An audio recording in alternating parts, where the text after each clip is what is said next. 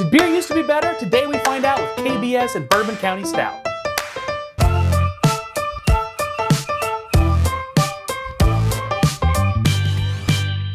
What's up, everybody? Kyle the Drink Pro here with you yet again. As always, thank you for liking, commenting, subscribing, sharing, joining me on the Patreon, every way you support the channel. Reach out to me on my social media platforms. It's all fun, it's all good, it's all helpful. It makes this so much more fun to do. Keeps me going, guys. You guys are the reason I do this. You keep me going. So, today we are doing a side-by-side that I never expected to do. I didn't know I was getting this KBS until just a couple of days ago. Big shout out to Miranda Callahan. Hats off to her. Member of the Patreon, you should be too. We have got 18, 19, and 20. The last 3 years releases from both Bourbon County, which side is it? Bourbon County Stout from Goose Island, and Founders KBS, which I think stands for Kentucky Bourbon Stout. The goal of this exercise for me isn't really to decide whether KBS is better or the Goose Island is better. What I'm really trying to figure out is, has beer gotten better or worse over time? And I think it's a fun way to do this experiment because in the last couple of years, bourbon aged is big. Bourbon has blown up in the marketplace. And as a consequence, we've seen also a big increase in demand for bourbon stouts. These are usually stout beers. Sometimes they can do other things. I know that the most recent Goose Island did a wheat wine, I think, that they aged in a bourbon barrel. But typically it's going to be a stout beer that's then finished in a bourbon barrel. And we have releases for the last 3 years from 2 major producers of bourbon finished stouts. So we get to find out in real time if it's better in the 18s, the 19s, or the 20s. Handy dandy opener. Let's give it a shot. All right, got them all open. Let's start pouring them out. Oh, this one has liquid in it. I think that's the 2020. I don't really know how I got my hands on the Bourbon Counties from 18 and 19. The 2020 I know I picked up at Payless Liquors during a lottery. And like I said, the KBSs were all brought by Miranda. Thank you so much for your generosity and for helping me film today and for generally putting up with the insanity that I am currently emitting into the existence, atmosphere, world. All that's getting cut. It's fine. I'm going to float in the ether of beer. So I've got so let's listen to my mind. Okay, it's fine. Everything's fine. Let's drink some beer, guys. Let's try the KBS 2018. First off, love the coffee smell. See, the coffee smell I was getting from Goose Island was more like straight up coffee. To me, this is like reminiscent of coffee. It's got coffee-esque notes, but it's not straight up coffee. And I think I might actually prefer that. Oh yeah, coffee, dark chocolate. There's a little bit of metallic note there on the finisher. That's interesting. All right, let's do the 2019. Whoa, totally different animal. Totally different. This smells almost like a barley wine. It's super sweet. It's very fruity. I don't get that coffee note at all. Oh, I think I might like that better though. It's more complex. You get a lot of herbal notes in that. The hops show up a little bit more, honestly. You can tell that this is a beer. And I guess I just like boring beers, maybe. I just like beers that taste like beer. And this one tastes like a beer that has a lot of cool nuance. It's grain forward. It's got a hint of hops, but it's also got this wonderful dark chocolate vibe. It's got these dark fruits in it. Maybe a little bit of vanilla as well. Okay, 2020. Oh.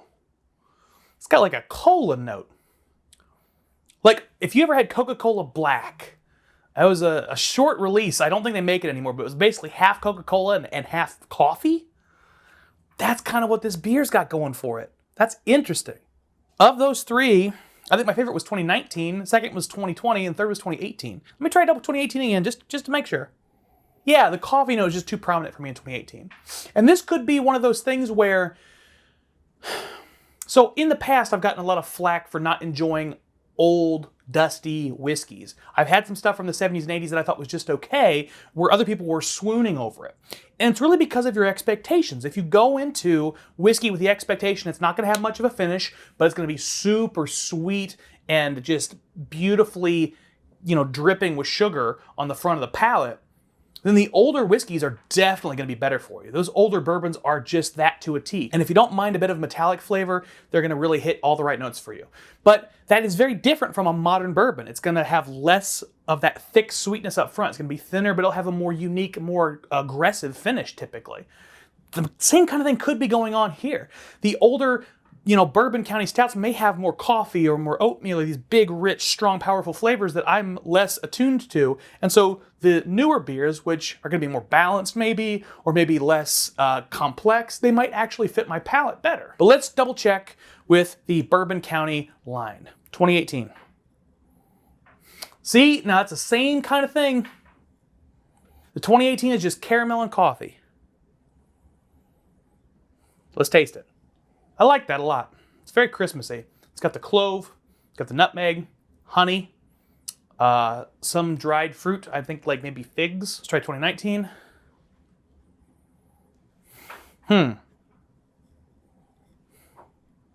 Much less sweet. The 2019 is less sweet on the nose and on the palate, I think, but it's less thick. I'm seeing this consistency. The 2018s and versus the 2019s. 2018 was thicker, bolder flavors, and the 2019s are a little bit more balanced, a little bit more nuanced.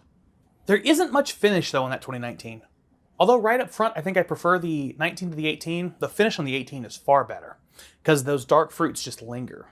It lingers, this dark fruit, it lingers with all these baking spices. It really just hits all these beautiful notes that I'm not getting from the 19. The 19 is more well balanced, but you're missing out on all of those cool details. It's like, you can't drive a Ferrari on the street because it's just going to fall apart. It's built for a very specific use. But you're going to miss a lot of those details in your Hyundai. All right, 2020. First off, 2020 smells very different. 2019, going back to it, smells like burnt sugar. And the 2018 smells like coffee. The 2020,